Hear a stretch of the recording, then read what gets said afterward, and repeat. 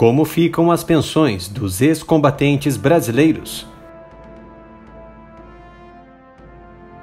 A participação do Brasil no maior conflito bélico de todos os tempos foi precedida da tomada pelo governo brasileiro de medidas no campo diplomático, visando a honrar o compromisso assumido por ocasião da terceira reunião de consulta dos ministros de Relações Exteriores das Repúblicas Americanas, realizada no Rio de Janeiro e encerrada 28 de janeiro de 1942.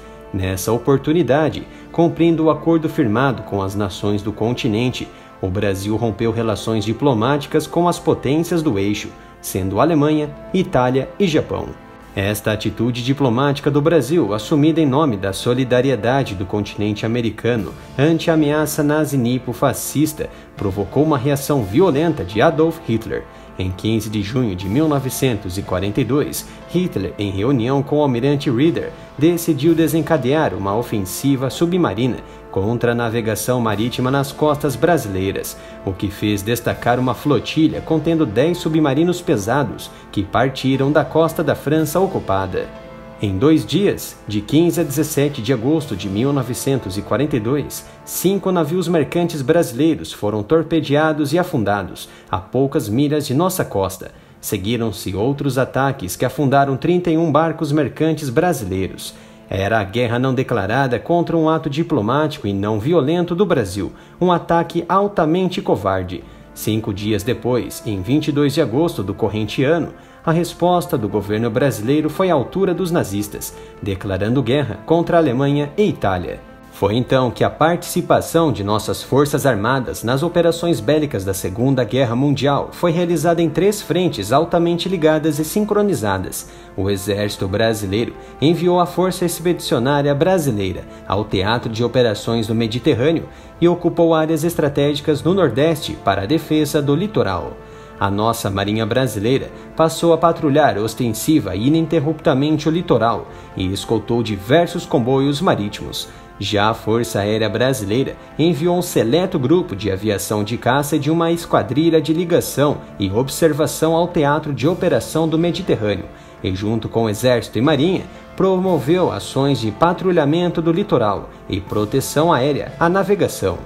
Diante da participação de nossos combatentes, muitos militares brasileiros sofreram baixas durante a defesa de sua nação e muitos voltaram para casa no conforto de seu lar, com o dever cumprido de honra e perseverança por assumir uma responsabilidade escura, perigosa e de proporções nunca antes vistas da humanidade.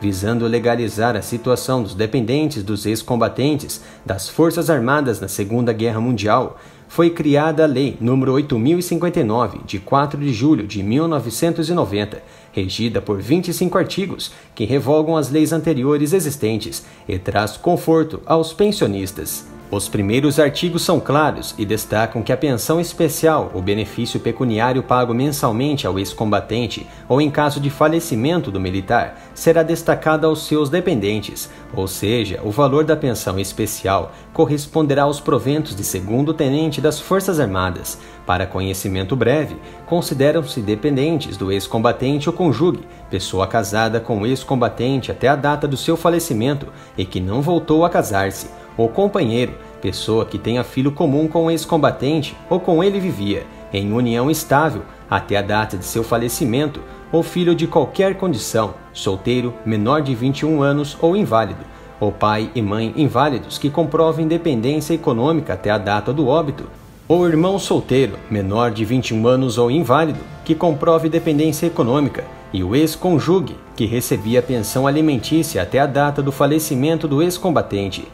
Destaco aqui ainda que os substantivos filho, companheiro, irmão, etc. valem também ao feminino. Na habilitação de pessoa inválida, deverá haver a comprovação de que a invalidez do interessado preexistia aos 21 anos de idade. Se a invalidez do requerente foi originada após os 21 anos e antes do óbito do ex-combatente, a pensão somente poderá ser concedida se a relação de dependência entre o requerente e o militar da pensão ficar comprovada. Para fins de controle previdenciário, a sindicância deverá ser instaurada toda vez que houver necessidade de comprovação de dependência econômica para habilitar o conceder pensão aos beneficiários. Tão logo consideram-se as dependentes do ex-combatente da Força Expedicionária, da FAB e da Marinha, que faleceu antes da Constituição Federal de 1988, as filhas maiores, capazes, casadas ou não.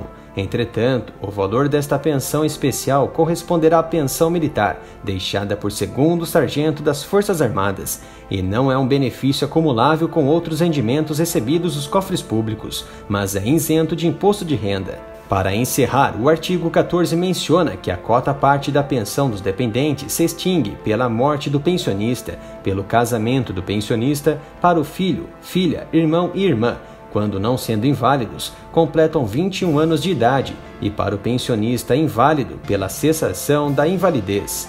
Caso haja duas dependentes, a viúva e a enteada, por exemplo, quando esta completa 21 anos ou a viúva venha a falecer, a cota-parte que se extingue não será revertida à parte que permaneceu no benefício. É importante destacar ainda que antes desta lei e da Constituição Federal de 88, o ex-combatente falecido deixa o benefício pecuniário aos dependentes, estes mesmos sendo maiores e casados pelas leis 3.765 de 1960 e 4.242 de 1963, por direito adquirido, receberão o benefício. A íntegra da Lei 8.059 está disponível no site do Planalto. Basta acessar ao link na descrição deste vídeo. Nossos militares compareceram ao Teatro do Mediterrâneo. Nosso combatente mostrou-se tão bravo e profissionalmente tão capaz como qualquer combatente das forças aliadas, e as vitórias alcançadas consagraram sua superioridade sobre os famosos alemães nazistas.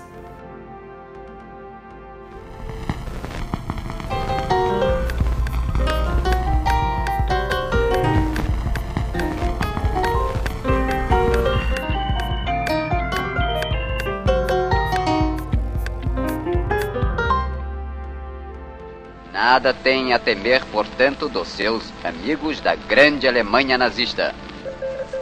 Submarino alemão torpedeou e afundou o navio brasileiro Cairu. O governo do Brasil protestou perante o Reich contra o afundamento do navio brasileiro Cairu. Um submarino alemão torpedeou o navio brasileiro Buarque em águas do Mar das Antilhas. Um submarino alemão torpedeou e afundou o navio brasileiro Olinda. Um submarino alemão torpedeou e afundou o navio brasileiro. O governo do Brasil protestou perante o Reich contra o afundamento do navio brasileiro. Um submarino alemão torpedeou e afundou o navio. O governo do Brasil protestou perante o Reich contra o afundamento. Um submarino alemão torpedeou e afundou. O governo do Brasil protestou perante o Reich contra. Um submarino alemão torpedeou e...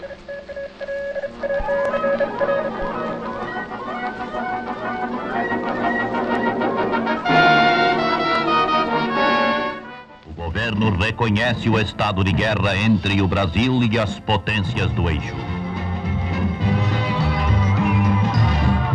O governo brasileiro decide enviar à Itália um corpo expedicionário de 3 divisões.